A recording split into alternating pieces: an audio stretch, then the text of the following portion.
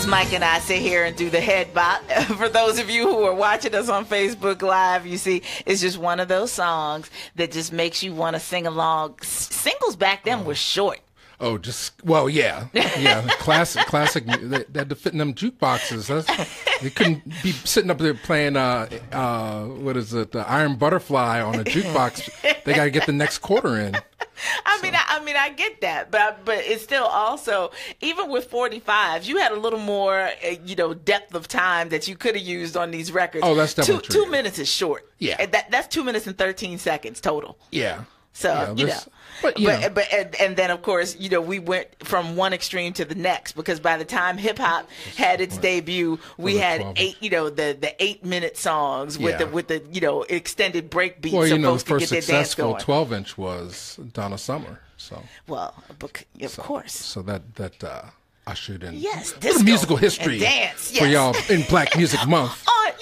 On today's Real Black Radio. How you doing, Mike D? I'm doing really good. Although this shirt, I don't know if anybody's looking on Facebook. It's Laundry Day, so I got this. I don't know where I got this one from, but Since when has anybody known Mike D to be vain? I need to retire this one. No, I mean, I got to wear looser clothes or lose the weight. I don't know. We should go jogging. And hi to everybody. We see the likes and everything coming in, so we appreciate you, and we want to enhance your multimedia experience today, as we always do in this hour. We're broadcasting live on Facebook Live, so you can listen or you can tune in that way, but we're glad to have you as a part of the journey. So it's Black Music Month. A lot to talk about. Yes.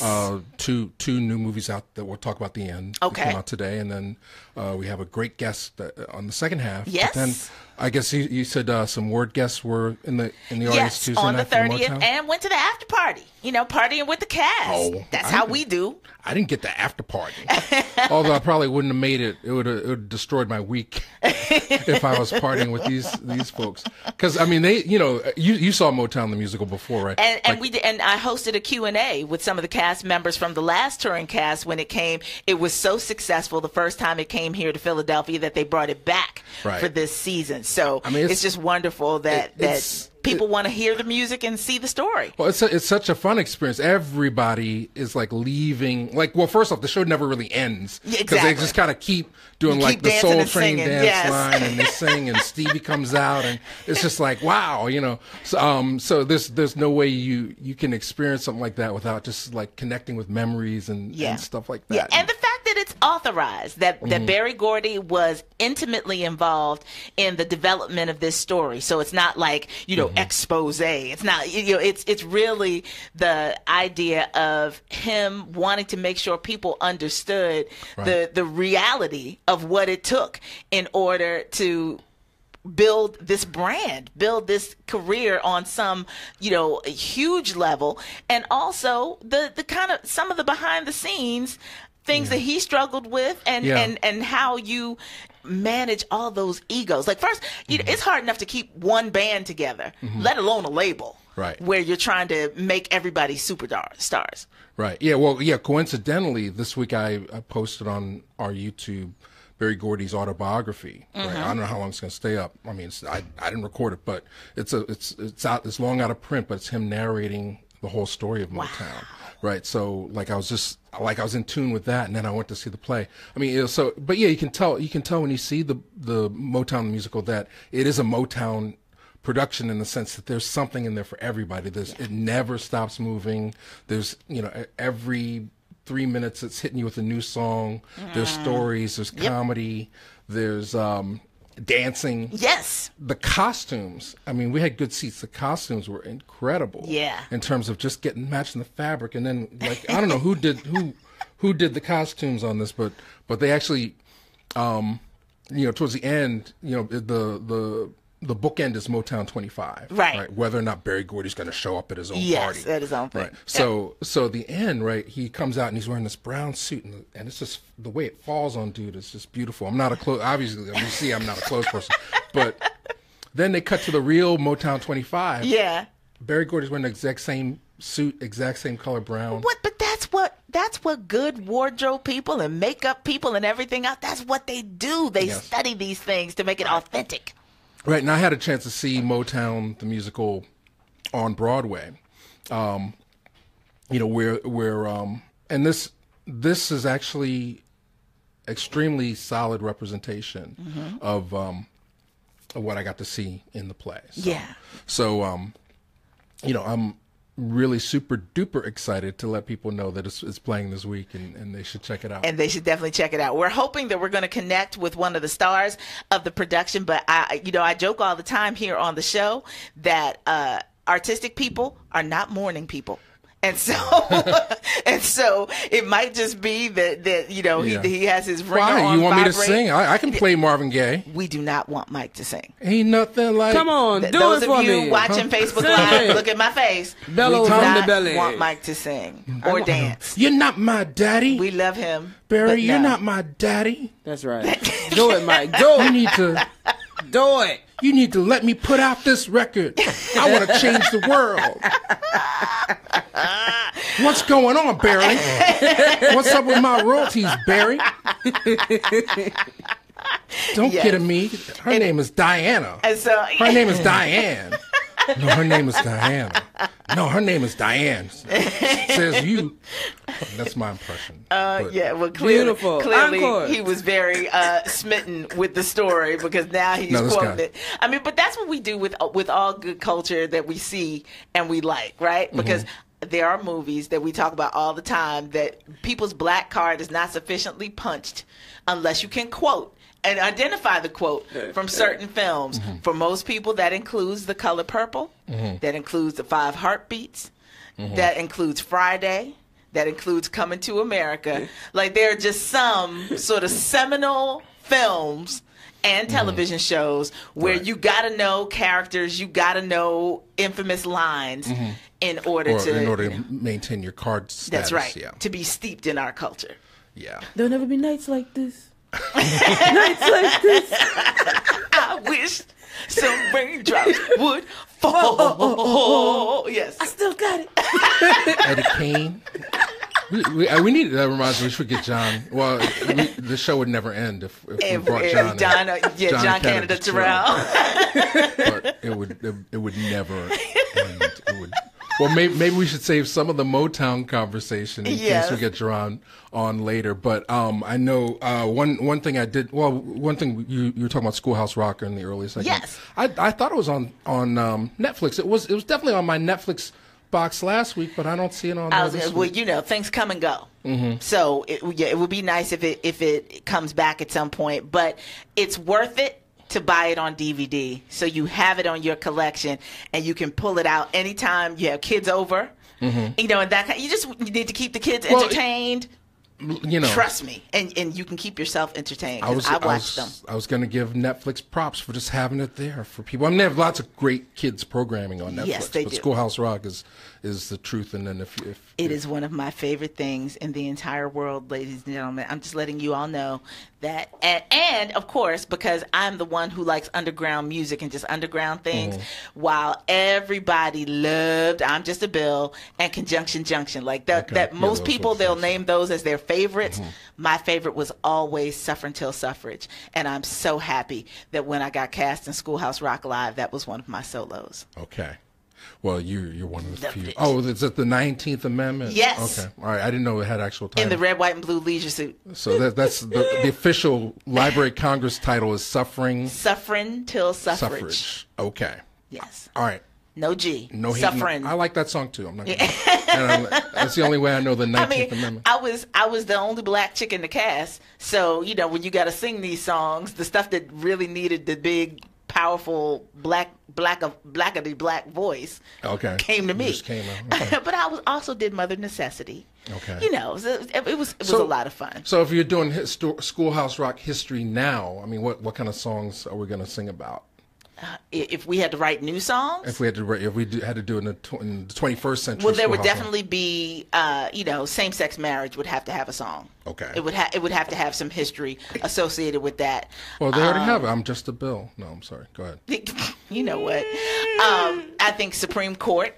Okay. Would need a song because even in the three-ring circus, they talk about the judicial branch. But, you know, for people to really understand how it works, I think it would need its own separate song.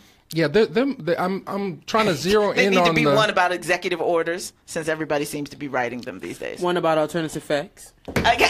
Fake news. fake news. All right, You're terrible. we need to Get out of my face. You're fired.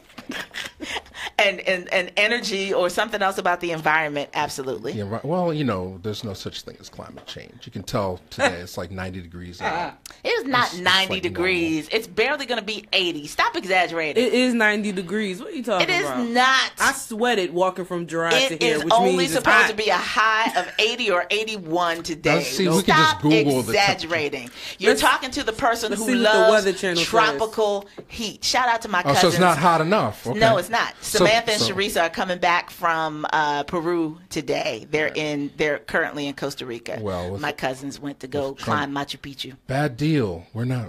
He's pulling out. It's going to be hotter and hotter, just to please you. What? No. And colder and colder. Well, I'm saying we all know, if we can take a moment to just deal with headlines and real facts. Mm-hmm. He said that this is on behalf of the American people. What he failed to add to that sentence when he talked about why he pulled out of this accord is that it's because it's going to cost corporations. He don't care about you and the water you drink or the air you breathe. He's worried about how much it's going to cost American companies, who are the main polluters along with China in the first place, and India, to put all this pollution in the air in the first doggone place. Yeah. We should be paying more because we polluted more. Plain and simple. Plain math. But that's not how things work in capitalistic America. Earth Day just passed. Well, I mean, there's a downside and there's a good side to everything, right? So the good thing about it is that I've never, ever in my life seen a polar bear up close. So within like 5 years, as I'll be they able to get get a this way. polar bear Well, at the New Jersey not Shore. only that, but Al Gore's films, because we're in Reelblack, that is coming, yes. An Inconvenient sequel, the sequel to An Inconvenient Truth, unfortunately isn't coming out till July. So while all of this debate is hot and heavy, you would hope that the studio would be able to push it forward and be able to add to this national debate about the realities of climate change or whatever.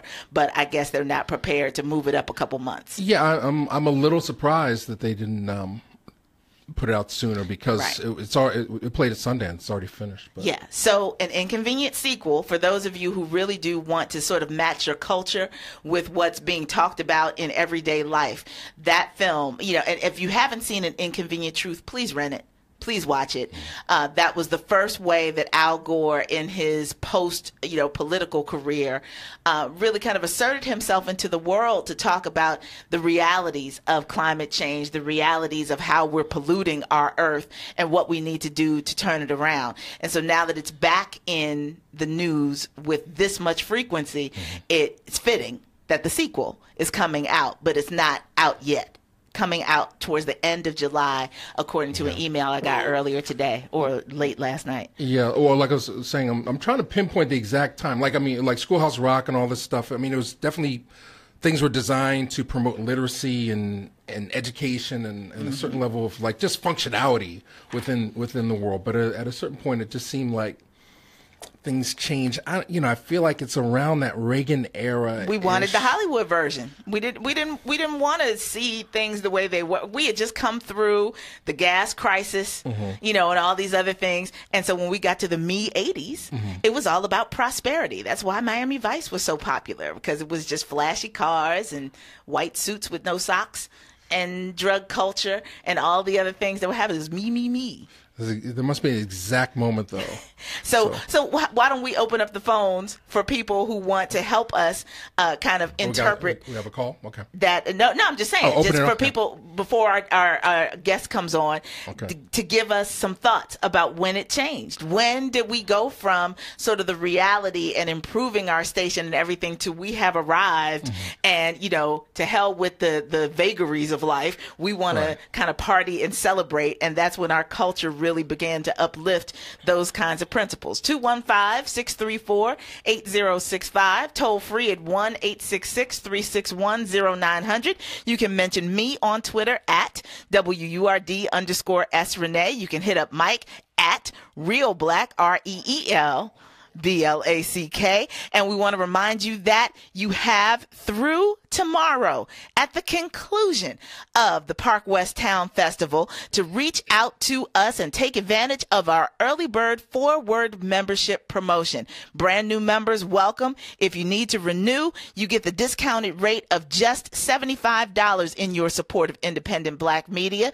We've been able to expand to 96.1 FM because of your support, and we want to continue to amplify our messages on air, online, on the app, in the community. All of these things are possible because of your support. Of course, your membership includes a lot of perks, like our new 2017 member swag, which we will have on site for everyone who signs up for membership during this early bird promotion. So make sure you are prepared to go home with your new stuff tomorrow as you begin to renew your membership. You also get free entry or VIP seating at our Word events, discounts with business members all around the area, and much more. Don't let this opportunity pass you by through tomorrow at the conclusion of the festival. Call us today, though, if you want to go ahead and get on the list and get it taken care of.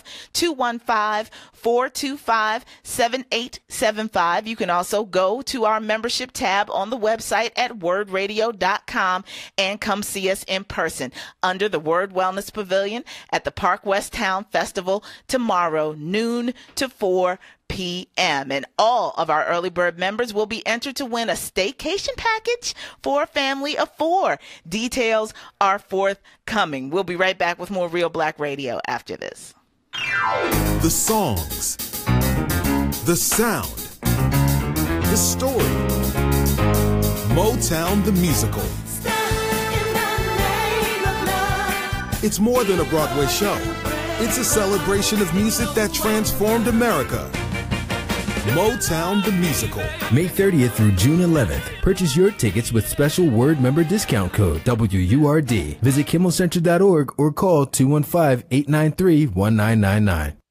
Start your new life with a new career at the Philadelphia Technician Training Institute. Come to our new campus at 1901 West Girard Avenue and learn how you can get into the skilled trades of automotive repair, welding, and industrial electrician. Call 215-381-9403 today. Career service assistance is available too, and financial aid is available to those who qualify. Call 215-382-9403 today. Visit us at ptt.edu and follow us on Facebook. Acme Home Insurance. Yes, I'd like to make a claim. What are you wanting to claim, sir? My air conditioner broke down. Sorry, but your home insurance doesn't cover air conditioner breakdowns. So what do you cover? Home damage from things like earthquakes, volcanoes, a zombie apocalypse. A zombie apocalypse? But that'll never happen. But if it did, you'd be covered, sir. But not my air conditioner? I'm afraid not. But his air conditioner could have been covered with a home warranty from American Home Shield, plus components of 20 other major home systems and appliances, like his electrical system, plumbing, refrigerator, and more. For valuable free information, call 1-800-939-4784. Home insurance can cover what might happen. Zombies are coming! But a home warranty helps cover what will happen. Now the dryer won't work.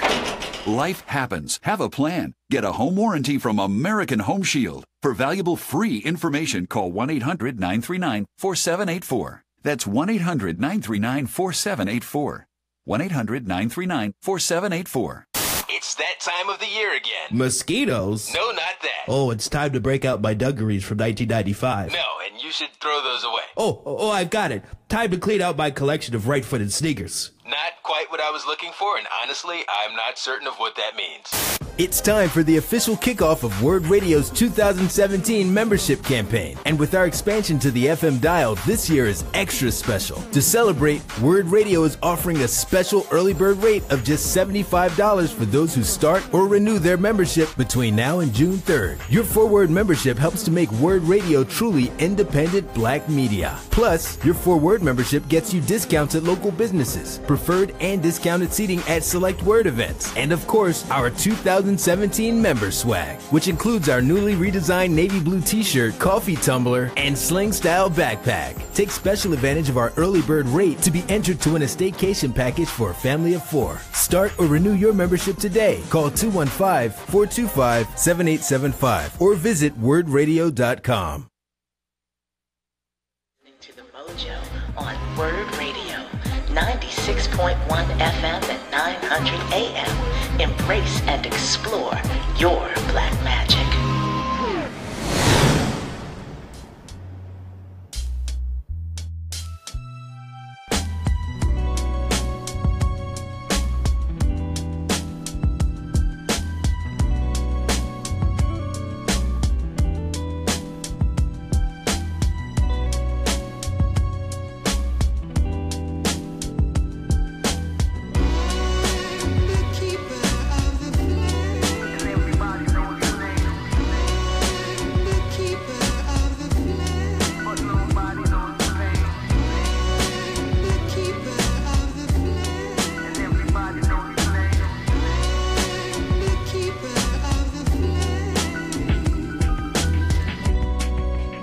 Are fruits, words are but leaves.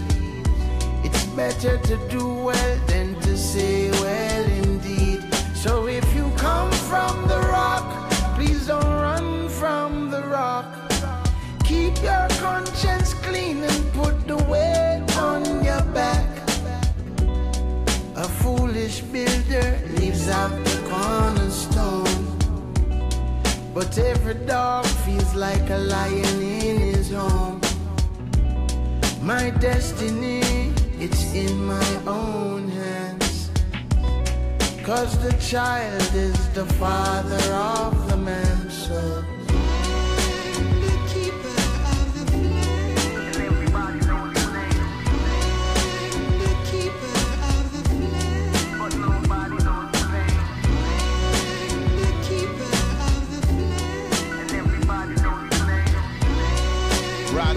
been a minute, man. Let's go. I went from cavemen to slave men. Church scream amen and then they lynch men. Boy, y'all the 911 before the world trade. I saw the world through Ray Charles shades. Try to warn them, they ain't wanna listen. Nostradamus saw the birds, now there's two things missing. Two sons sitting, Hussein's son sitting so calm. They father Saddam hung in the prison. I'd be damned if a man put a sack in my hand, had me in the sand, shooting at the brown man. Runner becomes the gunner become the hunter become the 100 on America's Most Wanted. How does America's Most Wanted get apprehended when his man turns state on his co-defendant? You need a lawyer, let me talk for you. You in the wheelchair, blood, let me walk for you. I'm a leader.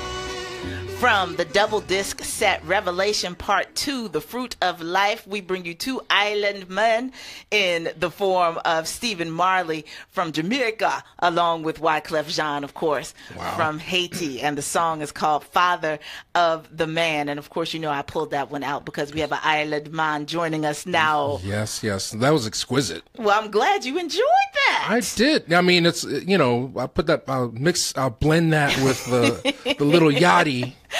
You know what? You're going to make me stab you with this man. You are not allowed to bring up Fruit Loop teeth on this program. You have to see. But I blow it like a cello. Look, Kayla's looking at me like I said something wrong. You have to see the image of when he said, I blow like a cello, and nobody corrected him. But on the article that talks about him, they're too busy making money off this poor little kid. Read some more instead of rhyming. Look, I mean, little Yachty, all right, so show business advice, just make sure you get your teeth fixed and you put a little bit of money away. Seriously. You take care of your skin. With your first album or your first single, if it's successful, handle all of that. It ain't gonna last. I've seen it. Ask Rick Astley. You know what? Stop. But at least he's making commercials again. He's still getting a residual check. All right. Anyway, we're just talking about the islands and great. And when did it all change? To me, it was the moment they got rid of paper straws. I can't even find a paper straw. Really, Mike? 1981. Can't get a paper straw. And coincidentally, the same year that the next guest was born. No, we traveled to the island of Grenada. Yes. And it planted the seeds for what would become his 19-year in the making House on Coco Road documentary, which screens this Tuesday at International House via Scribe. And I'm happy to announce that it's been picked up for international distribution by Array, Ava DuVernay's company, which Reelblack is a proud partner. So you heard him here a little over a year ago talking about the film and how it was coming to be, and now it's experiencing incredible success. Damani Baker joins us via Skype. How you doing today, sir? Hello, family. How are you? So nice to be here with you again. Did it. Congratulations. You made it to the big time. You've been walking with me for a while. Yeah, well, just now that we have you on the spot, Damani Baker, filmmaker of House on Coco Road. So I give you a plug first. Now you have to talk about how important Reelblack Radio WRD was towards the making of House on Coco Road. Couldn't have been done without us, right? It couldn't have been done without. The many thanks are long. A year and a half ago, we set out to raise our last kind of big chunk of funding to push us over the top on our Kickstarter campaign that helped secure Michelle Ndegocello, brilliant composer, some archival footage. And you guys had me on, and I was on there begging for money and asking for help and trying to build some community. As an independent filmmaker, we learned that skill early. So you guys were instrumental in pushing that over, and it's really a family affair. So I'm grateful. We're applauding. Thank you. And we appreciate you too. But you're welcome. Yes, thank you. Yes. But I mean, there's so many connections, and that's why it's beautiful that now that it's finished, now that it is acclaimed, it's coming back home to Philadelphia to be screened. So those people that you encouraged to participate in the crowdfunding the last time we had you on the air, now they get a chance to come sit in a theater seat and check out the film for themselves. That's always a wonderful thing. It is the best feeling. We have been touring the country for about a year now. And as you said, to sit in the room full of people who not only supported the film, and they get to kind of see the fruits of their generosity and love and support, but people are meeting each other and having conversations about the things that come up in this project. They're seeing themselves. There was a screening not too long ago in Brooklyn where people were talking about connections between the African American community and the diaspora and the Caribbean community. So there's things that are happening that continue after the credits roll that have really inspired me. And I'm also just grateful for Array and the Array of Mavericks and Ava and Tulane and Mercedes and this whole posse. I mean, a brilliant group of creative thinkers that support this kind of work, and they get it out there, and they have volunteer base that say, we believe in independent filmmaking. We believe in stories that come from us, that come from the diaspora, that don't often get the shine of a large studio project. And, I'm humbled, man. This has been an amazing journey. So, yeah, we're going to be in Philly on Tuesday. Hopefully it'll be a packed house, and I'll be there to answer questions and, give some of that Philly love and really just enjoy this journey we've been on for almost a year and a half now. Yeah, and we do have listeners around the country. So this definitely, it was acquired by Array.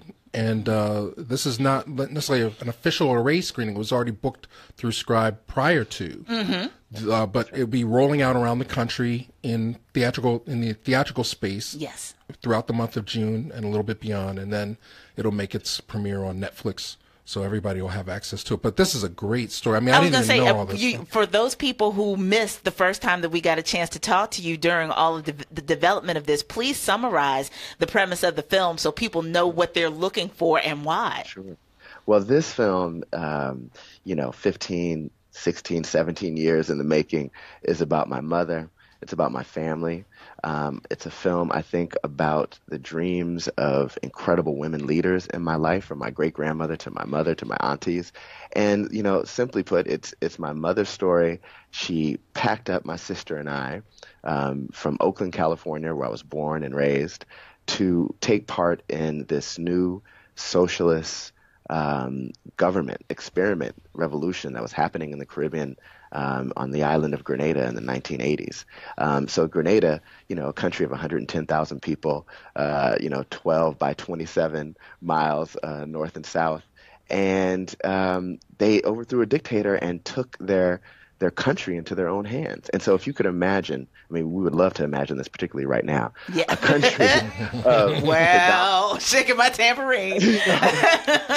predominantly of African descent in the English-speaking Caribbean, meaning they could reach my mother and other Black Americans and other people in the diaspora, who led a revolution where healthcare was a priority, where you saw women in positions of power, where education was a right and not a privilege. And so, you know, as a 9-year-old little boy from Oakland, California, who moved to be a part of this, it completely blew my mind and blew my entire world. It was my first experience living somewhere out of the country, out of California, where I saw people who looked like me, and I met international workers from Sweden and Cuba and Germany, and you know, it totally expanded everything I imagined we can be or could be as people. Yeah. And so, unfortunately, that trip, that life move that my mother initiated was cut short with a U.S. military invasion in 1983, led by then President Ronald Reagan. And that shattered that dream, and we literally as a family hid under a bed for 3 days when the United States started bombing, and were flown back home eventually to California. So it's a story of the Grenada Revolution, the Grenada invasion, but it's also a story of my mother's path to activism. It's about her relationship to Fania Davis, and Angela Davis, and a long list of mentors I've been so blessed to have in my life, that got us to Grenada in the first place. Wow. Yeah, without a doubt. I mean, it's the way you tie it all together is incredible. Just the personal history, the world, the American history, the world history, dispelling of the myths, connecting the dots, you know, in terms of like CIA and FBI sort of things. The fact that with the rebellion there comes there's a price to it. Yeah. But more so, I connect with the human story, just the nature of the struggle, like taking it back even before the 60s to your grandparents' generation, having that footage of her. I mean, you're so blessed to have that connection run so strong. It is incredible. It is that footage, you know, I found a box, literally, as you see in the film, of Super 8 film that was in my mother's basement, hours of my family basically documenting their lives from the 1950s up into the 1970s.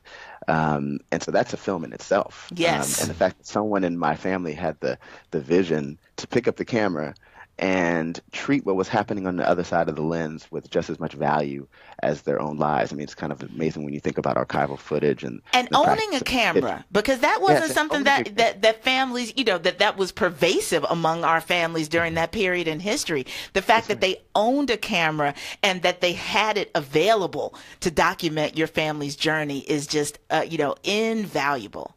That's right. And, you know, I think my grandfather and grandmother and uncles who picked up the camera and turned it on themselves, they deserve a cinematography and director credit because they were doing it, you know, and this is an informal documentation of our history, and they kept it and preserved it. And I found that box, and also that's when I think the narrative of the House on Coco Road shifted a bit. And, you know, the story of Grenada was very clear for me as a child. I remember what it felt like to be there, but I hadn't seen any of that material, and it helped really tie it all together. As you said, Mike, it really helped me figure out, oh, wow, so this isn't just this moment in Grenada's history. Just on an existential level, and I just want to take it there for a second because I know you have a perspective on it. It's just like, as people that were kind of stolen from our place and brought here, we've constantly been trying to find a place, trying to escape to find a better place, you know. So it led your family from Louisiana to the Bay Area to Grenada and back. I mean, where do you see ourselves in the struggle right now in this place and time, and how is House on Coco Road, you know, helping to connect viewers? I know you, like you said, you've toured this all over the country. How is it helping to connect people? Well, it asks the question, you know, where is home? Yeah. And it's as we continue right now in this country to have conversations around how do we define the refugee status? But we haven't had that conversation about our own experience in this country and what that looks like. And so we can romanticize the story and the narrative of my great-grandparents migrating west, which was real, and it was a journey to a more sustainable life. But it was a refugee situation, and we are, I think, very close to that right now. And so in asking ourselves, as Fania Davis says in the film, like kind of where is home, I think we have to kind of think of our own place and where we are internally, so that if we build on our own preservation and love and care and compassion for other people, then that hopefully spreads. But, we're in a very dangerous time right now. Yeah. And, I think the film does bring up a lot of that for people, because they're looking at themselves, they're looking at their home, they're defining home for themselves, they're thinking about community, and how far are you willing to go to create a more sustainable, livable, compassionate planet? And so those questions do come up. And if anything, I think people are watching this film and going home and continuing the conversation of what that can look like. Because what was wrong with free education and free healthcare? What was wrong with people who look like us in positions of power? And so if you imagine that possibility in your own life and you start internally kind of imagining alternatives to what we've been taught, then the possibilities are really endless. Indeed. That is a super amen from me. And I appreciate the way that your film feeds into this notion of knowing your history. It's one thing to have the fables and the tales that a lot of our ancestors told us in order to keep us safe or to make us feel empowered in a way that they didn't. But having the footage, being able to tell the truth of the story for your family opens up so much more of a deeper dialogue about what home means and the sacrifices that people made in order to create home for us. That's right. That's right. I mean, think about all of our parents and what they did, those simple actions that they did, that we look back now and we recognize kind of, how huge they were. They may have felt, like very small gestures back then, or along our own kind of, process as becoming adults. But those small actions are huge. Yeah. And I think we should recognize them and celebrate them. Part of my mother's connection to the Black Panther Party wasn't necessarily wanting to subscribe to the Black Panther Party's as a member, showing up and saying, give me my ticket. It was about serving children. So her way into the Panther Party was through the free breakfast program. Mm-hmm. So that wasn't about ideology. That wasn't about dogma. That wasn't about anything other than serving the needs of a community that needed, something in an immediate way. Yes. The children needed to eat. If they don't go to school full and fed, they're not going to learn. Yeah. And so that's how she stepped in to do that. So those simple actions, I think, are also part of that defining home and the things that we can do in it. Well, yes. Damani, I know this was like a 15, 16, 17-year journey for you, but House on Coco Road is right on time. It surely I think is. It's time for people to see this. And for those who don't know, Damani's responsible for the Bill Withers documentary, which I believe is still on Netflix. If they didn't take it away from me, they're taking everything away. No comment. They take everything away that I love. Yeah, still. They cancel Get Out and they cancel the Get Down and they the Q thing and all that stuff. So please go see House on Coco Road this Tuesday at the Lighthouse Film Center, also known as International House. Yes. Tickets are on sale on the Scribe and the International House websites. $10 general admission, and then Reelblack members $7, and Scribe and iHouse members $5. You can't beat this. Plus, the money's going to be there. I mean, it really is a very powerful and important. Yes. I hate to use the word important, but it resonates. It's very important for us to know our past, and the fact that somebody like Damani not only has the skill, but the footage and the perspective to be able to contextualize his family history, which is all our history within American political history, and that big turning point of the Reagan era. Yes. Brilliant film. So proud that it's an array release. So continued success to you, Damani. We look forward to welcoming you home to Philly on Tuesday. I can't wait. And I just have to give a shout out. The work that you both are doing is so important and vital in this mission, because there will be a day where we don't call independent filmmaking or independent radio independent or outside the box. That these kind of conversations will become the norm, and that people will be attracted to them as if they are there every day. So let the church say amen. Oh, go ahead. And with that, we got to get into our final commercial break of today's segment. Stay tuned for the conclusion of Reelblack Radio here on this TGIF edition of The Mojo. Join Tim O'Gara with the TSO Adjustment Service at the Word Wellness Community Park West Festival Saturday, June 3rd from 12 noon to 4 p.m. at their policy checkup booth. Find out what your policy really covers. Bring your homeowner's policy and TSO will review it for you. The Mojo with Steph Renee. The lady known as the lyrical ambassador, Miss Toni Blackman. Life humbled me in an incredible way. Now I feel blessed for that humbling. And it was the first time where I completely surrendered. A lot of us talk about letting go and letting God, and we do all the affirmations, and we talk the talk over brunch, say amen when the pastor talks about it, and then we go home and we get back on the hamster wheel. Miss the Mojo. Weekdays when there's no council, 10 a.m. till 1 p.m. right here on Word Radio, 96.1 FM and 900 AM WURD, independent black media. Greg Brinkley requests your presence at the court date for his nephew, Kevin Brinkley, in courtroom 1105 on Monday, June 5th at 9 a.m. Kevin has been incarcerated for 40 years for a crime he did not commit. For info, call 267-349-5976. Word Radio is everywhere, on air, online, and of course, in the community. Here's what people are saying about our new simulcast on 96.1 FM in Philadelphia. I think it's a great thing for Philadelphia. That's great. I'm very proud that the station is moving forward. We have to keep pushing, and Word is the way to keep getting the word out. I am overjoyed. It makes so much difference because if you're on both, then you get everybody. Word Radio would like to thank the 4Word community for its continued support. You can join the movement now by starting or renewing your 4Word membership at wordradio.com or call 215-425-7875. Sign up by June 3rd and receive a special early bird rate of just $75. I think you're the best thing to happen for a while. Join the movement. What's up, y'all? This your man's Dwelle representing Detroit City, but I'm right here in Philly. When I'm in Philly, I'm checking out WURD.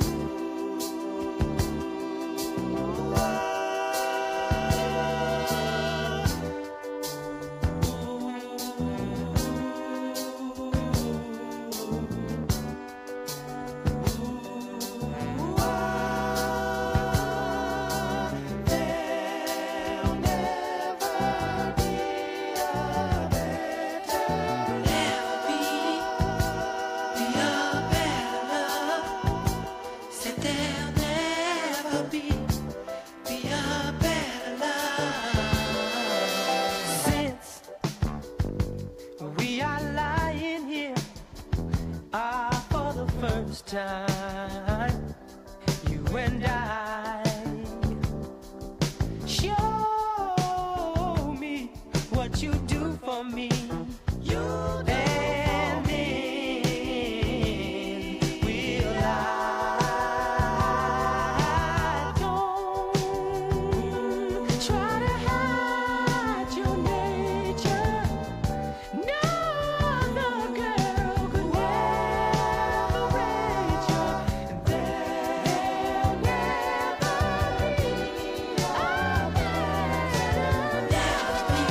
There'll Those are the Big Brothers DeBarge with a group known as Switch, again from that Hitsville, USA box set. But this is the second version. This is volume 2, the years 1972 to 1992. And the song is called There'll Never Be. Yeah. Classics. Yeah, I guess Switch and DeBarge, I don't think they made it into the MOTOWN musical. Probably for legal reasons. Legal reasons. I lack of Jericho wigs, I thought. know what? They just Smokey comes out with a Jerry Curl wig, but I just don't think because they have to change costumes really fast. Yes. But those wigs pretty much stay on the whole time. Yeah, but there aren't a whole lot of people who can successfully, especially with the dancing around and everything else, hit those notes. Yeah, well, that's the one thing I will let people know if they go see Motown the Musical. Like, the Temptations. If you're a Temptations fan, just let it go. Don't just let it go. Just because they're not tall enough. They're not. Yeah. Nobody got the bass. No David Ruffin, but they do the song, so you can sing along with it. But don't expect a faithful rendition of Temptations. But Marvin Gaye and Diana Ross are completely on point. Excellent. Well, it is very difficult to recreate some of the real pillars of these eras. There's a reason why these artists are so beloved, and some people say don't touch the catalog. Just some songs you need to let ride because you're not going to ever be able to recapture both the spirit of the song because of the time that these songs were created, or some of these legendary voices. You just can't. Yeah, and they sounded like the record when you saw them live. I mean, which is not necessarily the case anymore. So all those Motown acts, they could faithfully reproduce. Just for reference, Black Music Month. The Marvin Gaye, it's not the Live at the Copa. There's another live album. I'll find the title. At the London Palladium? No, it's like Raw. It's like 1963, like Marvin Gaye live in concert or something like that. And it's like you can hear him go rasp. Like as the record goes further and further, he gets raspier, but the crowd gets more into it, and it's just like, wow, I wish I had a time machine. Where was Damani's parents with the camera? I'm saying, but it might have been recorded in D.C. Like if he was doing it for the hometown audience, I could see that happening too. So. I'll have to make a little list. Please do. I would love to dig that one up. Well, live recordings first started like in the early '60s, so like the recording technology is very basic, but some of the best live albums of the time. James Brown Live at the Apollo. Yes. Etta James Live from like '64. There's Bo Diddley live album. All that stuff from like the early '61 to '64. You're really like you can close your eyes and just imagine like in a small club or small. Sam Cooke live at the Harlem Square Club. Another classic live album. But anyway, today is the day. Today is the day. I'll let you go first because I know Wonder Woman. I'm not going to rant. I will save some of my personal uplifting for later because we're short on time. I'm saying I'm not a comic book person, so this is why I'm looking into the camera, Facebook Live people. I'm not a comic book person. I cannot provide perspective on whether it is true to the way that you read the comics when she was introduced or at your era of history. I'm saying I love the film.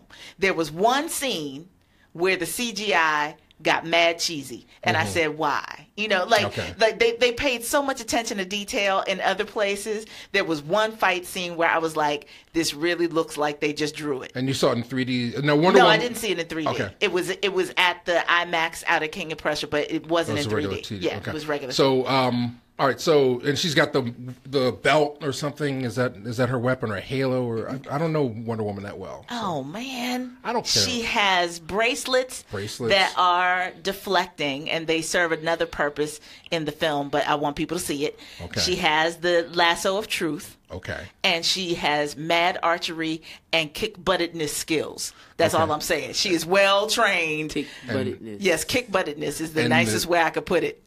Invisible airplane and. No. Does she spin around and become Wonder Woman, or she just becomes Wonder Woman? She's Wonder Woman all day long. She's born Diana. Yes. Okay. All right. Well, it's gonna be #1 this week. So if you don't go see it, there's probably a problem. I'm just saying you will laugh. There are tender moments. There is absolutely the love story because it's obligatory if you have a female lead that you got to talk about the romantic inspiration. But it was good. It sounds like you're giving it an A. I enjoyed it thoroughly. Okay. I give it at least a B+. B+, okay. Yeah. But you're ready for the sequel. DC finally has flipped it and gotten on Marvel. First of all, why am I ready for the sequel? Because it's the Justice League. Okay. And there's Jason Momoa as Aquaman. Enough said. Okay. He's beautiful. I want to high five Lisa Bonet every time I see him. Anytime you're like very visible boos are Lenny Kravitz and Jason Momoa, you get all the high fives in life from me. Okay, all right. So you already sold the ticket. See, Wonder Woman gonna be jam packed. House on Coco Road. People, we want it packed, but it'd be like a struggle. It's a Tuesday night. People will come see House on Coco Road. But come on, if you go see Wonder Woman, go see House on Coco Road. We're almost out of time, Mike. Captain Underpants, yes. Kevin Hart. Yes, as an animated character. He's so cute. It was fun. I took my mom to see it. She enjoyed it. I felt like a parent because I nodded out a couple times. But what I did see was cute. It was fun, and Kevin Hart is a great voice actor. Yeah. And it's really and he's a little dude. So the fact that he's a little grown man playing a little boy, I think is funny. It's definitely a boys movie. There's no female characters at all. None? Zero zilch? Zero.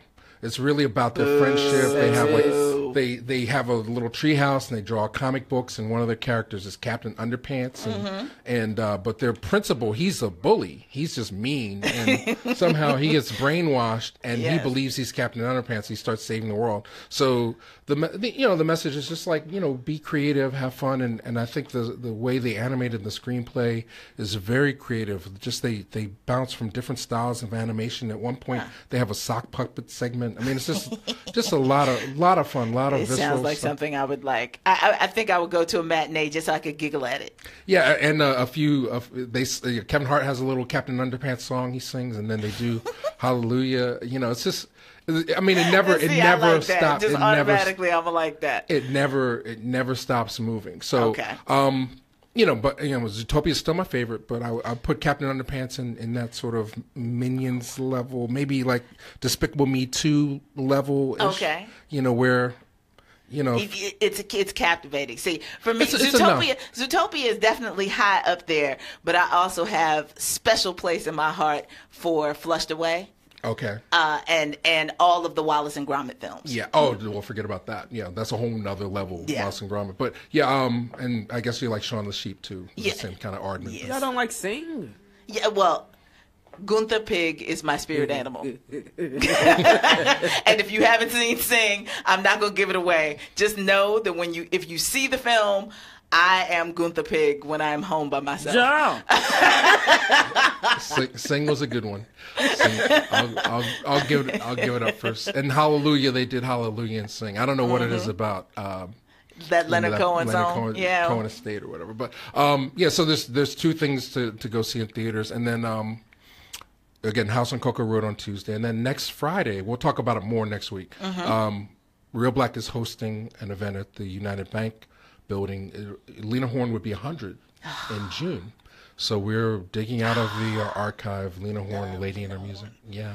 Yes. I definitely want to see that. I have the book here, so beautiful. I'm doing my research so I don't sound completely stupid on Friday, next Friday. Yeah. And it's a great opportunity for me to read the book. So. I've told you, Lena Horne, the Lady in Her Music, was one of the things that told me I knew at some point in my life I was going to have to do musical theater, because seeing her radiant, just being herself and singing on that stage was major influence on young Stephanie. So I look forward to coming out and seeing that. We'll talk. We may, just in addition, because it's her centennial, I may pull out that Sesame Street. That's my favorite. Yes, I love that. She sings with Grover. But yeah, so that's we're I guess we're through, right? And you're gonna kick me out of here. But great, so Jerron Muse, we're sorry we didn't get a chance to talk to you. He is playing the role of Marvin Gaye. Does an amazing job. In MOTOWN the Musical. He is a University of the Arts graduate. So shout out to the Philly influence and how he's bringing that back on the professional stage. It is a beautiful thing. And go check out the show. And thank you, Mike. You're welcome. And Soda, if you have tickets, you're lucky. Craig Robinson at Helium on Sunday. And Chris Rock at the Borgata tomorrow night.